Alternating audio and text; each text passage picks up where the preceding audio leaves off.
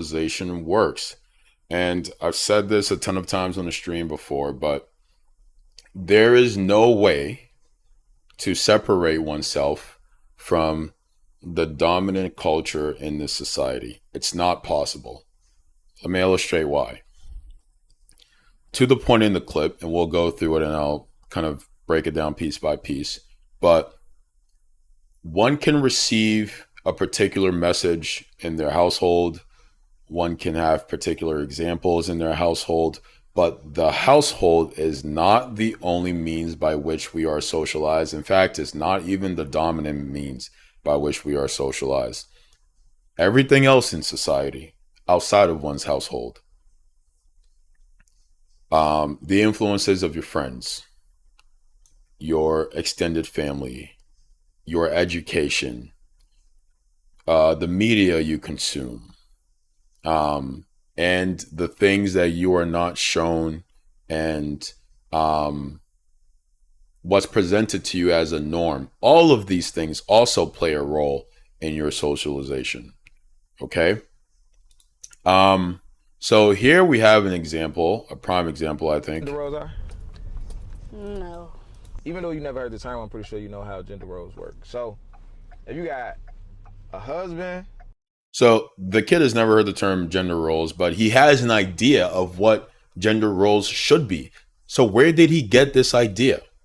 No one sat him down and said, man, a man is supposed to do this, a woman is supposed to do that. But he still has a clear understanding of that. Where did he get that from? From society, from the dominant culture, from his socialization. Everything in his life, all that's communicated to him in various ways, right? Even though he's never had that reflected in his personal family life, okay? And right now they're discussing gender roles, but this is the case for every social phenomenon in society. It's the case for everything. I made a clip not too long ago and it got some buzz, and I went back and forth with people in the comments who were attacking me, saying that I should know better and be better. In the clip, I said, I'm sexist, I'm misogynist, I'm homophobic, I am anti-black, all these things. And people were attacking me in the comments. And what I told them is that they don't understand socialization. They don't understand how people come to have an understanding of the world around them. And the person I was going back and forth the most with, he didn't respond to this question, but I asked him, do you think that you are beyond sexism? Because he was focusing on sexism. Do you think that you are beyond sexism, that you have received or that you have not internalized any sexist messages whatsoever? He didn't respond because he knew the answer was no, because it's not possible when you are raised, socialized in a patriarchal society to not internalize any. Yes, for sure. I did. It's not possible to not internalize those messages. Prime example, this kid, he doesn't receive that sort of teaching at home, but he receives those messages from the world because that is within the dominant culture. It's reflected in every facet of this society. He doesn't have a choice.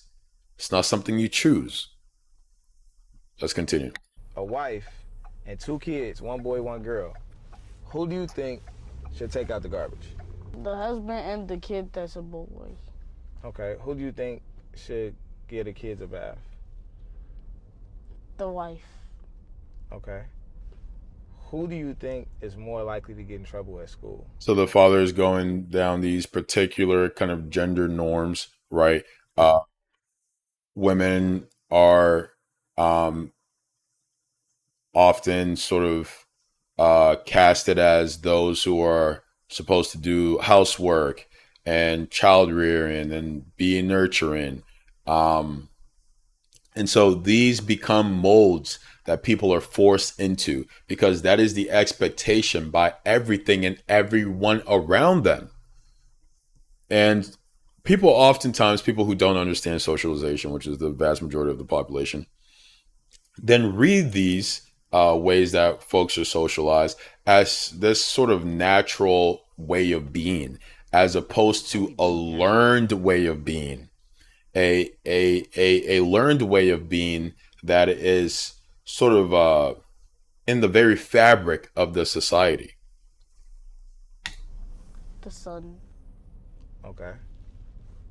Who do you think is more likely to pay the bills? The husband. If they all had to go on a car ride, who do you think is more likely to drive the car? The husband. Okay. So, in your life, He's describing men as the ones who are taking these leadership roles, taking charge, X, Y, and Z, right? Again, as we saw, that is not his personal experience. They talk about his mother doing all those things. But even so, his understanding is that that is not the place of a woman. Why? Not because that's what his parents tell him, because that's what the society communicates to him in so many ways, in every possible way you can think of in terms of how we come to understand the world around us. you live with your mom, you live with me, right? Mm-hmm. You seen your mom do everything by herself. You seen me do everything by myself. So you haven't really had a lot of experience with a traditional household, but you still have this idea of how things should go in a traditional household, right? Mm-hmm. So the one experience that you do have in a traditional household is with your grandparents, right? So my mom and dad, right? Mm-hmm. In that household, who do more of the cooking? Grandpa. Okay. You too old for anybody to give you a bath at this point. But if somebody had to give you a bath, who would be more likely to give you a bath? And grandpa. Um, when I was a teacher, there was this experience that really stuck with me. We're on the playground, and these two kids were fighting over a ball. It was a boy and a girl. And the girl was really frustrated because the boy um, was using the pink ball. And she wanted to use the pink ball. Though there were other balls around, she wanted to use the pink ball. And I asked, "Oh, like, did you have the ball first?" She was like, "No." And I was like, "Oh, well, there's another ball over there. Why don't you go play with that ball?" She said, "No, I'm not going to play with that ball because that ball is blue. Blue is for boys and pink is for girls. So I want the pink ball." And so now you have this conflict where they were like fighting each other, throwing blows because, and this is a first grader, so 6 years old. In the 6 years this child has existed, they have been taught in so many ways that it is the right and natural, proper way of being that male-bodied people, female-bodied people, men, women, boys, whoever, have these strict categories that they must adhere to. Such that even though there's a ball right there, perfectly good ball, they're the same ball, just different color. She was willing, and I'm not saying that there's anything wrong with this little girl, she's bad. We're talking about the power of the socialization, right? She went out of her way to get the ball from the boy because she felt like that was the right ball she should have been playing with. And she didn't like that he was playing with it because he's not a girl, and girls use pink and boys use blue. 6 years old. 6 years old, and already with such fervor is holding on to these teachings. Now, maybe she was told this in her household. Maybe she wasn't. But the fact of the matter is, even at that young age, she had been so conditioned into these gender norms that she was willing to act in that way to reinforce them. And here's another part of how the socialization operates: reinforcement. Okay, this kid is at home. He has one particular example. He goes out into the world communicates another example to him, and the world enforces that example. It enforces that example. There are consequences such that a girl will try to fight you on the playground if you use the pink ball. Your male friends will ostracize you if you use the pink ball. And anything wherein one strays away or steps out of these norms and these sort of confines of the dominant culture, there is social consequences, sometimes financial consequences, sometimes physical consequences, sometimes violence. And we see this manifest in a lot of ways. Let's take the kind of assault on trans people. Why are trans people so attacked in society? Is it because of all the lies and conspiracies spread about them being predators? Obviously not. The predators are the ones, usually the ones slinging those statements. You have all these folks who are like, oh, we can't have trans people existing because they're going to violate our kids. The people of all the power, the church leaders, what have you, they're the ones violating the kids.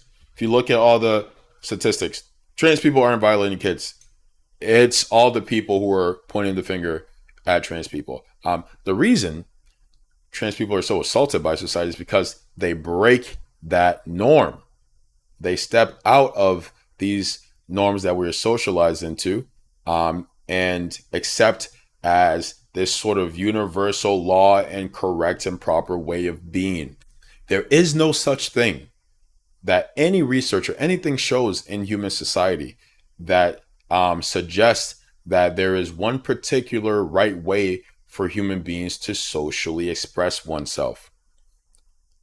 But it's incredibly difficult to have that understanding when the society communicates and reinforces particular notions about how things should be.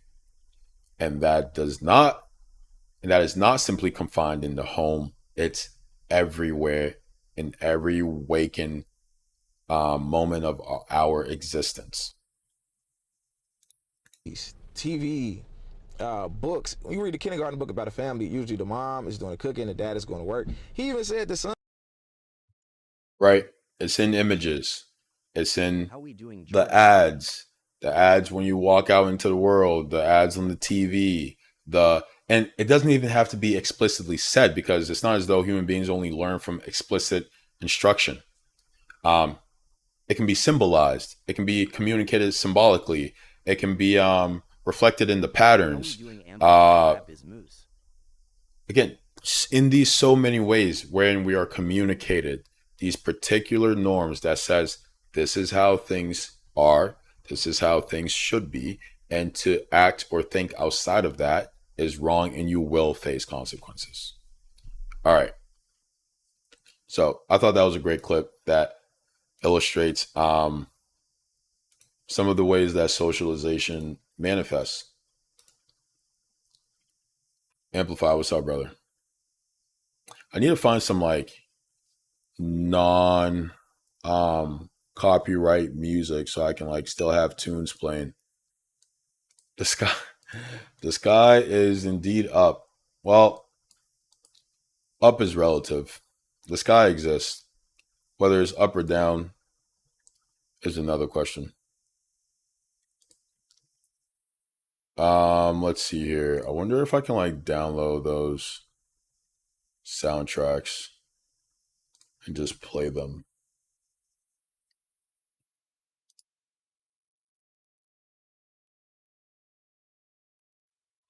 Excuse me, chat. Audio library. There it is.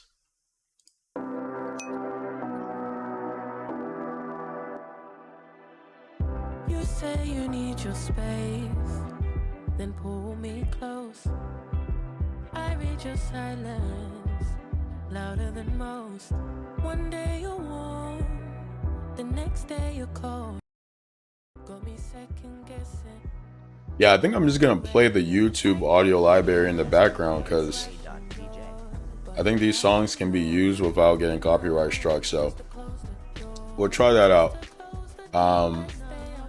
And see how it goes. Okay, next clip.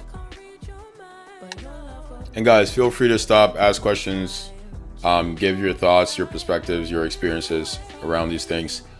Um, I'm not playing a game right now. I'm doing reactions. I know that these things can be uncomfortable to talk about. They can seem unfamiliar. They can challenge our very identity.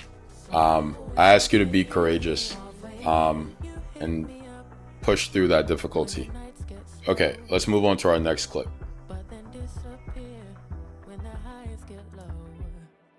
I ain't your maybe. Tell me what it is.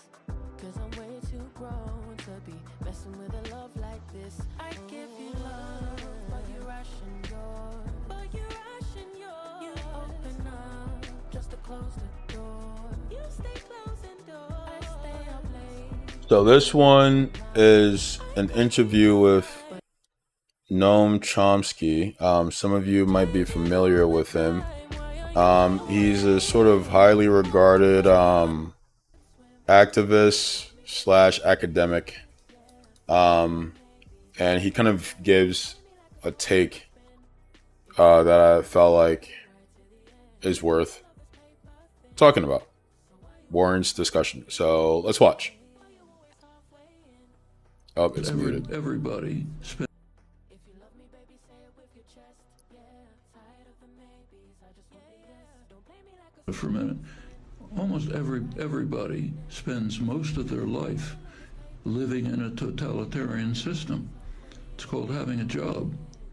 When you have a job, you're under total control of the masters of the. Let's refresh that. For a minute. Almost everybody spends most of their life living in a totalitarian system. It's called having a job. When you have a job, you're under total control of the masters of the enterprise. They determine what you wear, when you go to the bathroom, what you do. The very idea of a wage contract is selling yourself into servitude. These are private governments. They're more totalitarian than governments are. But they can't legally murder you or imprison They you. can't legally murder you, but they can control everything that you do. Okay? Well, again, the right-wing libertarian argument would be, well, you're free to leave at any time. Yes, you're free to starve. That's exactly right. You have a choice between starving or selling yourself to a tyranny. Very libertarian. The right-wing libertarians, whatever they believe, are actually deep authoritarians. They're calling for subordination to private tyrannies, the worst kinds of tyrannies. Look, just think about it for a minute. Okay. So, I've talked about this before on the channel. Dylan, what's up, brother? There is TTS. It should be working. Give it a shot. Also, I appreciate you watching on YouTube, man. It helps out a lot. Thank you. I've been noticing that there's some views on YouTube, so I appreciate you for that.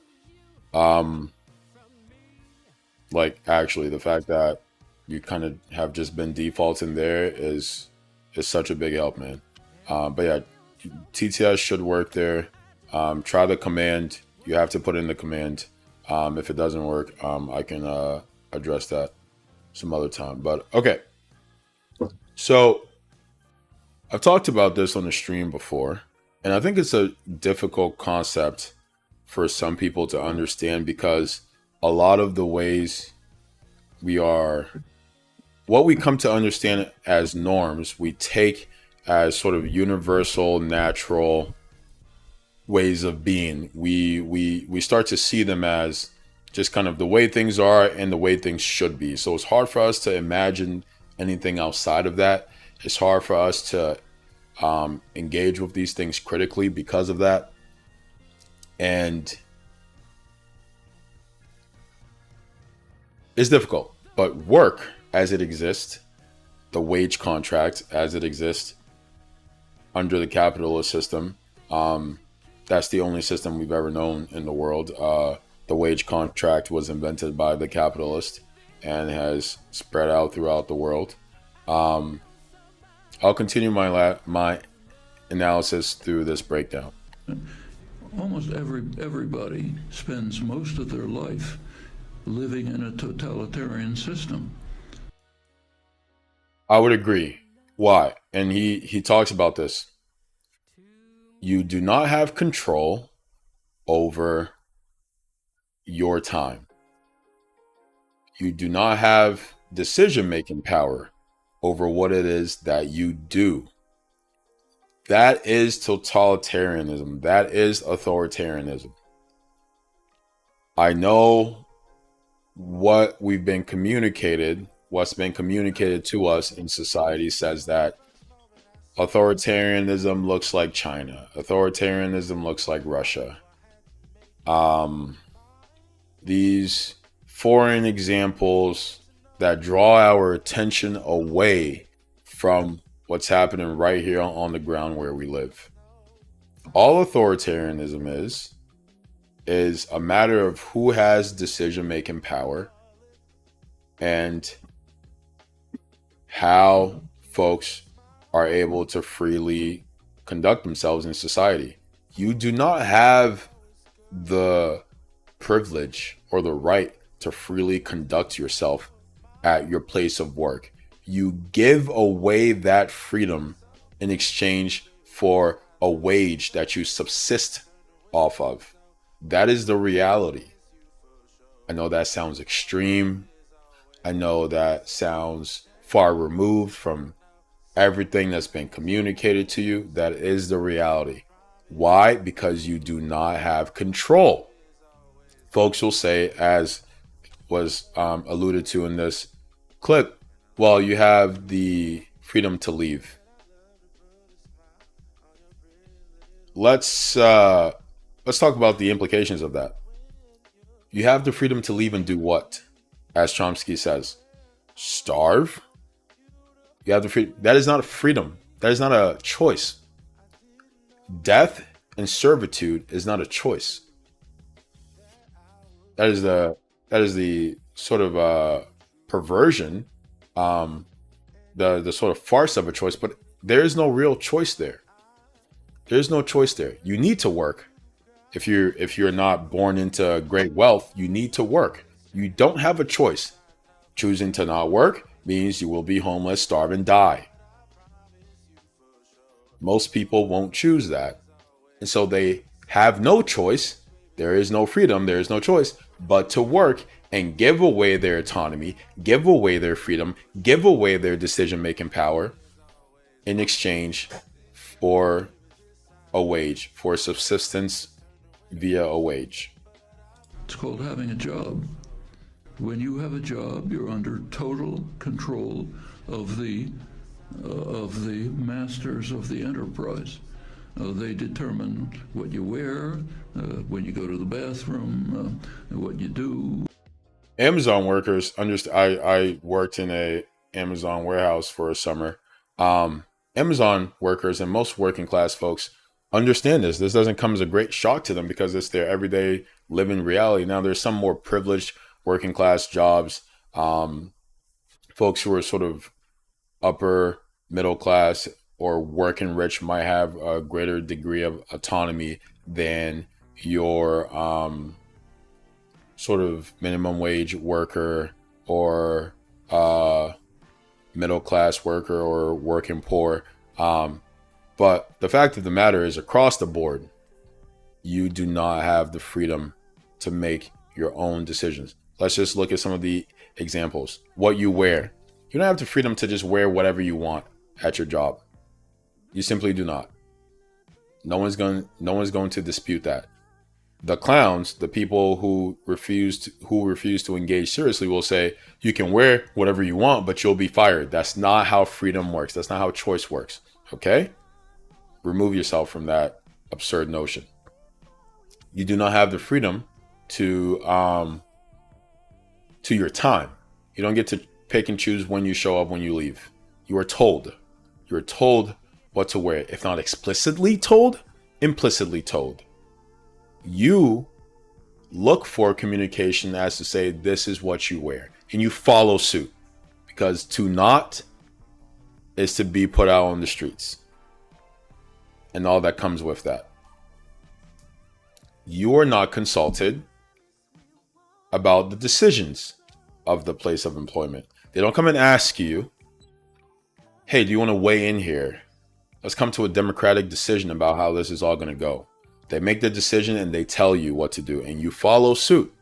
That is authoritarianism. And that is the state of all private institutions and all public institutions in our society. And so I ask you, how can it be then that we live in a democratic and free society when every institution is authoritarian? Where is the democracy? Where is the freedom? Point it out. It doesn't exist. It is a myth. It is a lie. And it's a lie that's constantly perpetuated through deception, through misinformation, through disinformation, through perverting these particular notions of authoritarianism and freedom and democracy, such that you never truly understand what they are. You simply accept the state of things as they are. And you become incapable of imagining anything outside of it. Well, the very idea of a wage contract is selling yourself into servitude. These are private governments. They're more totalitarian. Folks might say, well, if you own your own business, yes, there are. There's a small degree of exception to that, where if someone owns a small business, they are working for themselves. That said, if they stopped doing that, or if they were no longer able in some way to sustain this business, they will have to go take a wage job. And they are not afforded the same privileges as corporations, multinational corporations, and so on and so forth. Than governments are. But they can't legally murder you or imprison you. That comment is so frustrating, because what kind of an argument is that? Oh, well, they can't murder you. That's the standard right there. That's the standard. Well, at least they're not killing me. What a bleak thing to say. What an absolutely hopeless thing to say. That's the height of American freedom. That's the standard. Well, at least my job, this authoritarian institution that I must sell myself to, isn't killing me. Legally murder you, but they can control everything that you do. Okay? Well, again, the right-wing libertarian argument would be, well, you're free to leave at any time. Yes, you're free to starve. That's exactly right. You have a choice between starving or selling yourself to a tyranny. Very libertarian. The right-wing libertarians, whatever they believe, are actually deep authoritarians. They're calling for subordination to private tyrannies, the worst kind of tyranny. I've met a couple, and I have a friend who kind of ascribes to this belief, this idea that these corporations, these private leviathans, should be allowed to do as they please, because they do so much for society, and that's where all the innovation is happening, and the economic production. The innovation in economic production is happening as a result of workers, as a result of the working class. Those are the people making the innovation. Those are the people doing the production. It's not these companies. It simply isn't. And that does not afford them a place where they are given this leeway to dominate the rest of our lives. So I think what people should ask themselves is, do you actually believe in freedom? Do you actually believe in liberty? Do you actually believe in justice? Are you willing to seek to understand what that means and looks like? And then what are you willing to do about it? Can that feel overwhelming? Yes. Can it feel a bit scary? Yes.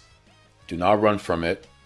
Do not give in to the norms that you've received, the messages that you've received, that you will continue to receive. Engage critically with what's around you. We'll let this clip play out and then move on to the next one. Look, just think about it for a minute. Almost everybody spends most of their life living in a totalitarian system. It's called having a job.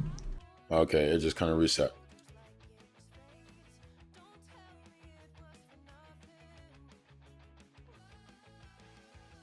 And guys, as I've said a million times, I'm not discussing these things because I think it's going to make me rich, because I think people are going to want to love to hear it. Hey, George, tell us how our entire society is a lie and a farce, and an excuse for domination by the elites. I don't think people are looking to hear that people want to hear that is going to amass great wealth for me. I'm doing it because it is my duty. It is my duty. It is your duty. You either care about liberty and justice for all, or you would resign yourself to servitude, to slavery. It's a slavery with some menial comforts and distractions, for sure. It is slavery all the same. All right, last clip.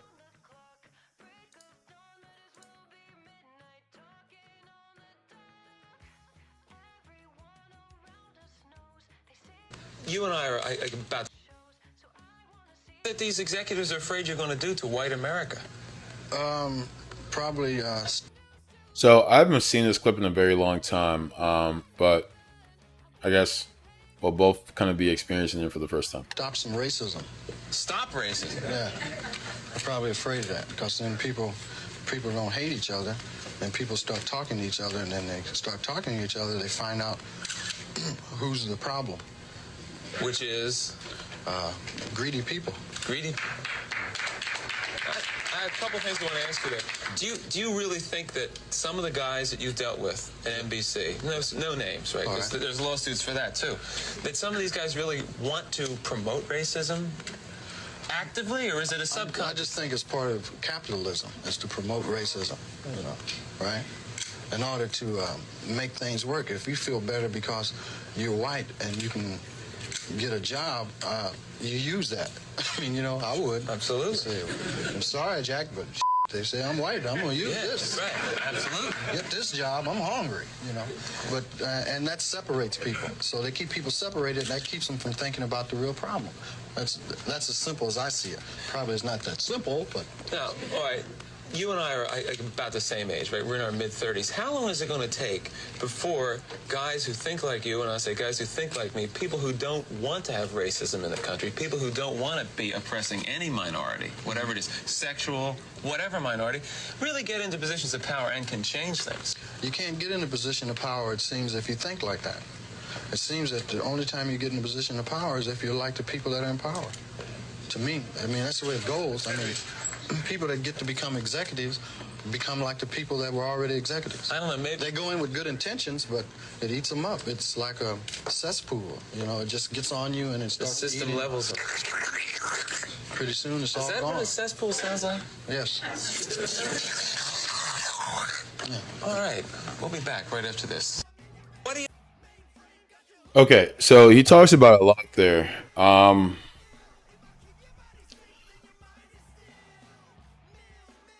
Let's go through it bit by bit, and we'll give our thoughts. What do you think that these executives are afraid you're going to do to white America? Probably stop some racism. Stop racism. Yeah, I'm probably afraid of that, because then people don't hate each other, then people start talking to each other, and then they start talking to each other, they find out who's the problem. which is Greedy people. greedy. I have a couple things I want to ask. You kind of hear those hesitant applause, right? I think that speaks to the authoritarianism that we were talking about earlier. People know it, people see it, but they've been so conditioned into this state of fear and servitude that to even kind of be this like faceless audience member and applaud is a radical act of resistance. Today. Do you really think that some of the guys that you dealt with at NBC, no names, right? 'Cause there's lawsuits for that too. That some of these guys really want to promote racism actively, or is it a I subconscious? just think it's part of capitalism, is to promote racism, right? In order to make things work. If you feel better because you're So he there articulates the very purpose that race serves in the capitalist system. If you are new to this stream, you might not have this understanding. You might have heard race as a construct. I know it's hard for a lot of, especially Americans, to believe because it is such a foundational fixture of our society that it's difficult for us to conceive of people and life outside of racial categories because we live in a racialized society. Okay? Doesn't make you a bad person. Again, per the first clip, it's just a matter of socialization. You cannot escape it. You've been socialized into it. Okay. It says nothing about your character. All right. But we also understand that race wasn't always with us. Race was created through laws. And these laws then informed the norms and the cultural practices. Okay. The reason race was constructed was to first justify the institution of transatlantic slavery, and secondly, maintain it. The Portuguese, who first began transatlantic slavery, created this concept of a racial hierarchy to justify their inhumane, brutal treatment of those who they enslaved. The American colonists later enshrined these categories into the law as to maintain the institution of slavery, wherein if you were black, that was considered a separate category from anyone who wasn't. And so, per the laws on the books, they created black and white. If you're black, you're a slave. If you're white, you are not a slave. You aren't necessarily free. Because if you were not a land-owning, quote-unquote, white person, you couldn't vote. How did enshrining race into law help sustain and perpetuate slavery? There were a couple things going on during that time. One, the enslaved people and the white serfs, those who were in this sort of bounded agreement with the landlords where they would work the land, toil the fields, to be able to live there, were getting along with the enslaved people. Enslaved people and serfs were getting along. The people who were categorized as black and the people who were categorized as white, who were working in the fields, were getting along naturally. If people are together for long durations of time, they're gonna identify with one another. That's what human beings do. They're gonna socialize. They're gonna mingle. They are going to have children. They're going to have children. And that was the crucial component. Because, okay, you say I'm a slave, and you say, because I'm black, so you've deemed. You say that person is not a slave because they are white, so you've deemed. Well, What about our child who is both black and white? What is their status? The law had no answer for that. Well, it wasn't in law yet, but the society had no answer for that. So they had to create an answer. The reason they had to create an answer is because if this becomes a regular practice, let's say there's a woman who is enslaved. She has a child with a white person. That child, by virtue of not fitting squarely into the category of black, cannot be enslaved. That line of slavery ends. It ends. You put this on the national scale, slavery is gone or is greatly depleted. You get ahead of that by saying, okay, anyone born from someone who was enslaved is also a slave. Now you have what's called hereditary slavery, where slavery is a status that you inherit from your parents. And so now it didn't matter if the enslaved people who are now categorized as black, the non-enslaved people who were categorized as white, had children. Their children would still be slaves. You do something else. You perpetuate racial pseudoscience. This idea that there's some scientific justification and also religious justification that says that the blacks are inferior and the whites are superior, and you as a white person should not be having relations with a black person because they're beneath you, and it is your place in life to lord over them, to manage and handle them, and sort of civilize them, and you can do so by any means that you see fit with impunity. You create a division amongst these people who now threaten the enterprise of slavery. These working people, the ones working in the field, the enslaved and the serf. You create and enshrine this division in law. You perpetuate it through rhetoric. You reinforce it, and you do so for decades. In such a context, you get the state of the country that we live in.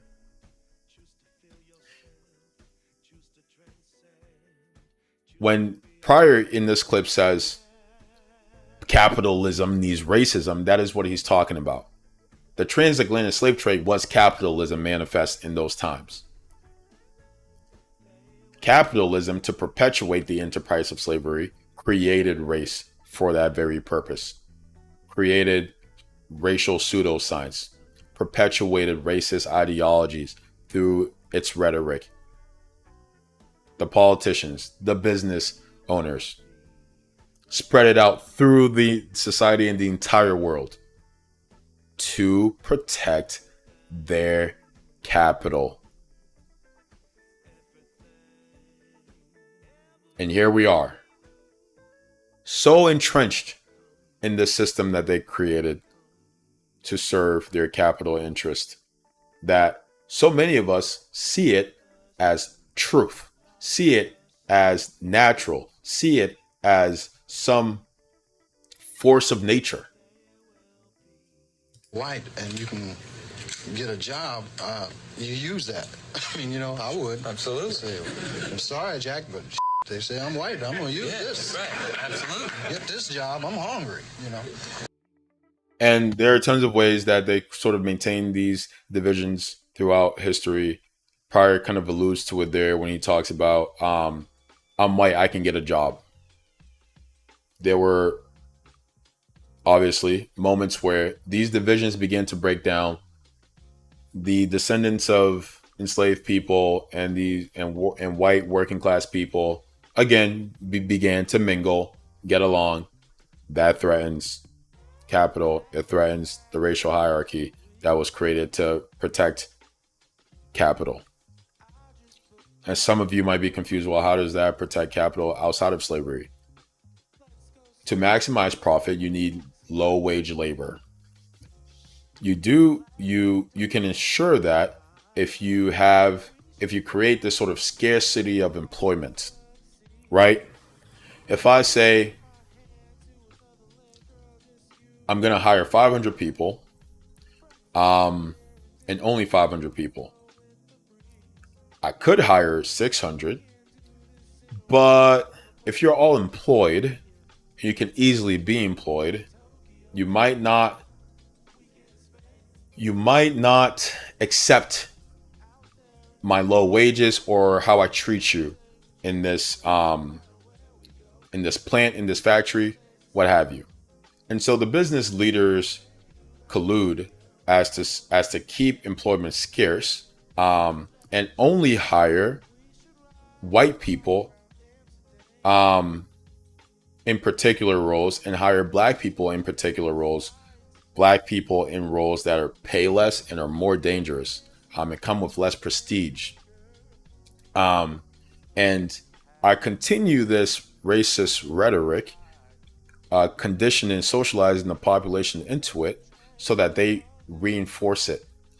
And in doing so, they reinforce this employment hierarchy. Now I can ensure cheap labor in the black population.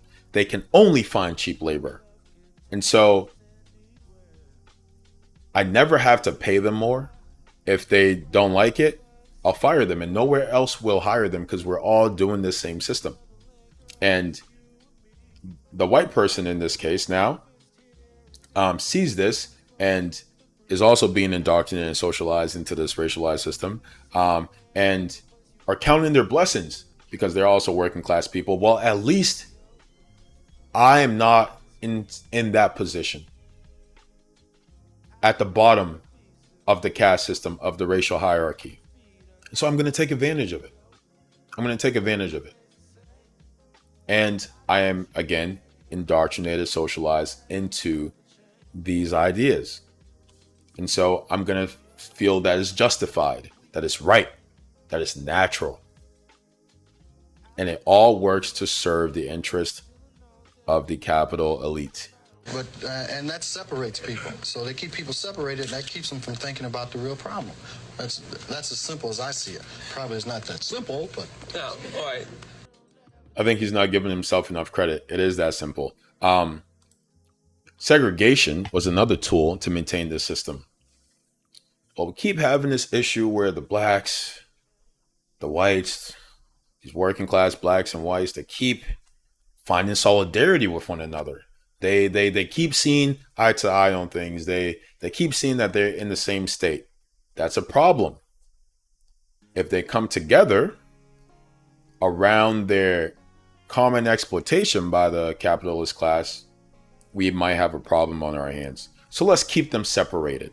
Let's keep them separated such that the only thing they hear about each other is what we tell them, is what they hear on the news, read in the newspaper, the ads, the books. If they have no connection with one another, they cannot find solidarity with one another. And that maintains the system. That was the point of segregation, another tool to maintain the racial hierarchy, to ensure cheap labor, to perpetuate capital. You and I are about the same age, right? We're in our mid-30s. How long is it going to take before guys who think like you, and I say guys who think like me, people who don't want to have racism in the country, people who don't want to be oppressing any minority, whatever it is, sexual, whatever minority, really get into positions of power and can change things? you can't get in a position of power, it seems, if you think like that. It seems that the only time you get in a position of power is if you're like the people that are in power. To me, I mean, that's the way it goes. I mean, people. Yeah, right. It's the revolving door. The revolving door between capital and politicians, between capital and politics. The corporate class, the capitalist class, fund the campaigns of individuals who will serve their interests. these individuals get into positions of power in government, do the bidding of the capitalist class, exploit the system to enrich themselves, retire, go into the corporate class, and the cycle continues. And they will not let anyone who does not intend to perpetuate the system get far, because that threatens the system. That threatens their wealth. This is the filter that Chomsky talks about in Necessary Illusions. The sort of propaganda filter. Not only will you be filtered out of positions of power, but your cries, your appeals, your attempts to elucidate, to illuminate, to help educate people on the state of things will also be filtered out, because that threatens power. This is evident in the Red Scare, right? Because communism at its core threatens capital. It says that people should own their labor. People should have decision-making power. There should be no sort of power hierarchy, and wherever that exists, it must always be accountable to the people and justify itself. That is not the system that we live in. The capital elite rule and dominate over everyone. And that's how they like it. And they'll rather keep it that way. And they will stomp and squash and cut out anything that threatens that, be it rhetoric, be it people, be it movements, anything. And that has been the pattern throughout capitalism, throughout history, throughout America. Because modern day capitalism sort of had its explosion in the American colonies and later what we understand as America today. Intentions, but it eats them up. It's like a cesspool, you know.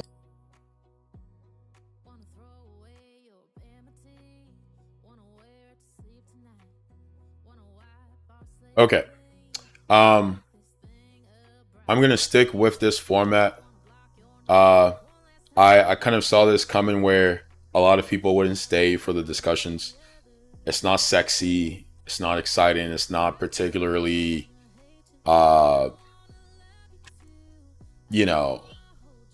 flowery. A lot of it kind of feels overwhelming and bleak, and I understand that. I think it's necessary. So for those who stuck it out, thank you. Again, let me know your thoughts, questions, how these things show up in your life, how you've internalized particular messages, your understanding of things. And this is a regular thing we'll be doing. We did it last week.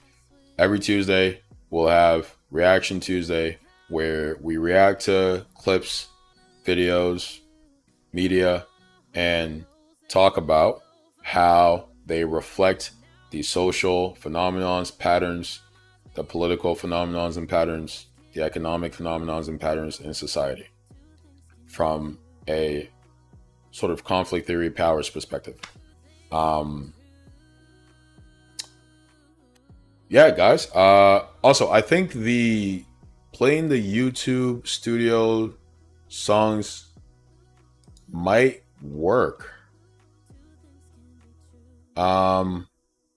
Unless it's just been playing that song on repeat the entire time, in which case I need to actively be changing the songs. I haven't really paid attention to that, but nope. It goes back to the next song. It'd be cool if I could put this on like a shuffle sort of setting. But this is nice. I might take some time to go through this and star some songs to create a playlist that allows me to just use these songs in my these songs and sounds in my clips as to have some background music, so it's not so kind of quiet, because I can't use Spotify. I'll get sued, unfortunately.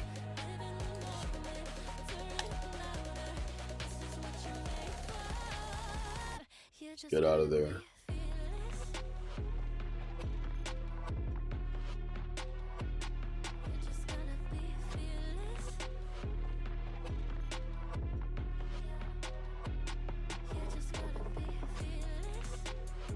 I'm super excited for Halo campaign Evolved, especially because I'm playing the Halo 1 campaign for the first time, and campaign Evolved is the Halo 1 campaign.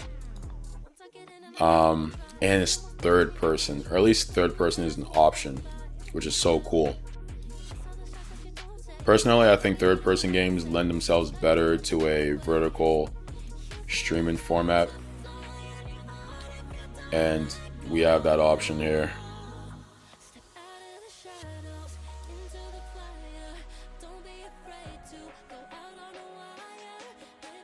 See if we can show some of that.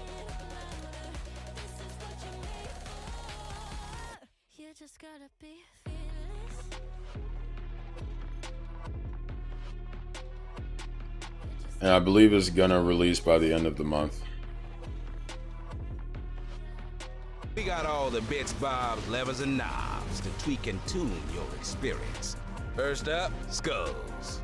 In Halo Campaign Evolved, there are 3 skulls hidden in each and every alien-infested mission. They're collectible artifacts that help you modify your mission with tougher challenges. See, this is the third person, dude. I don't think we've